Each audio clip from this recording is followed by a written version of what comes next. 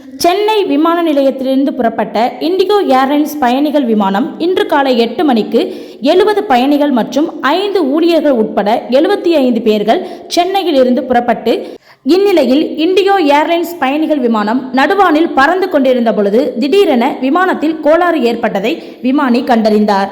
உடனடியாக விமானி அவசரமான சென்னை விமான நிலையத்தில் உள்ள கட்டுப்பாட்டு அறைக்கு தகவல் தெரிவித்தார். இதையடுத்து விமானத்தை சென்னை விமான நிலையத்திற்கு திருப்பி கொண்டு வரும்படி அவசர உத்தரவு பிறப்பிக்கப்பட்டது. அதன்படி இந்த விமானம் காலை 9 மணி அளவில் சென்னை விமான நிலையத்தில் வந்து அவசரமாக தரையிறங்கியது. விமானத்தில் இருந்த பயணிகள் அனைவரும் கீழே இறக்கப்பட்டு விமான நிலையத்தில் உள்ள ஓய்வறையில் தங்க வைக்கப்பட்டனர்.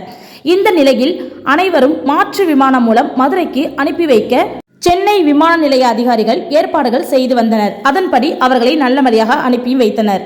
அதோடு பழுதடைந்த இண்டிகோ ஏர்லைன்ஸ் விமானம் பழுதுபார்க்கும் பணியும் தற்போது நடைபெற்று வருகிறது.